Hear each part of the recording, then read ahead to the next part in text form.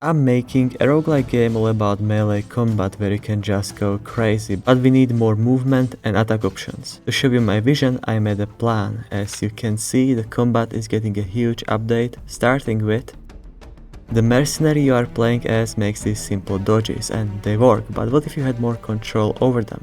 The new dodge is gonna consist of 3 states: step, dodge, charge. So when you press the dodge input, you make a quick dash. If you are still holding the input, you enter a roll. And if you are still holding it, you start sprinting. That is the plan, so let's make the step part. I made a very simple animation, and the mercenary moves like he is limping, after getting absolutely railed. To improve the step, I made it behave more like jumping in platforming games. It goes until the animation ends, but can be cut short by releasing the input. This was a huge improvement, but it messed up the invincibility timing, causing you to get hit even when you shouldn't. That fucking sucks, so now invincibility lasts the full duration even if you end it sooner. Then I made the roll part, where I gave you some extra control so you can change its direction mid-roll, which is really useful for positioning yourself. And lastly the charge, which is like normal movement but faster. I wanted the dodging and running around to feel more dynamic, like you're actually moving faster, so I bumped up the camera shake, you getting crushed by giant boulder type levels, and also made a looping shake that plays while charging. I'm calling the sprint charge because you can transition from it into special charge attacks. Now hear me out, the new dodge already lets you move around much more aggressively. But what if you could ram a spear straight to your opponent's chest while overdosing on some good stuff that give you speed? As I'm in.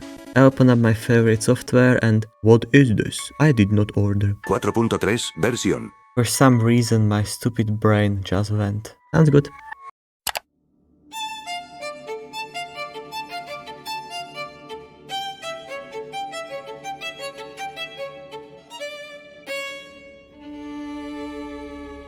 Yeah, fuck all that. I had to completely reinstall Unity Spine plugins. I decided to keep using 4.2 version, but the player's rig got completely corrupted. I used this as an excuse to once again redesign the Mercenary.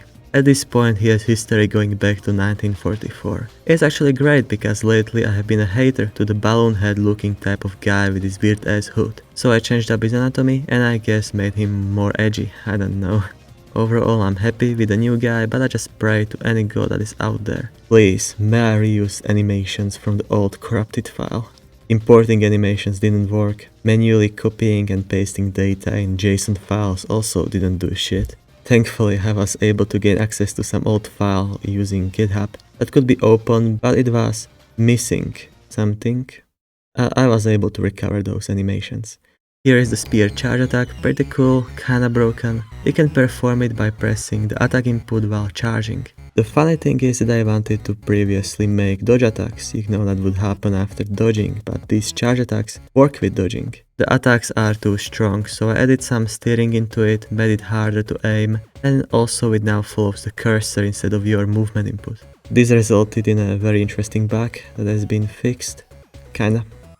I made a charge attack for the sword too, which is much more tame, and while testing them out I realized that charge attacks are still absolutely broken and deal way too much damage. You could argue that it's more risky, which it is, but it needs to be balanced. First, the charge attack deals less damage by default and is increased by holding the charge before attacking. Secondly, I made the finisher attacks stronger, so that the player is more motivated to finish full attacks and not interrupt them by constantly jumping around. Another skill that I didn't really talk about is dodge cancelling. You can go absolutely brutal on these bandits where you just spam attacks and skip their recovery by dodging.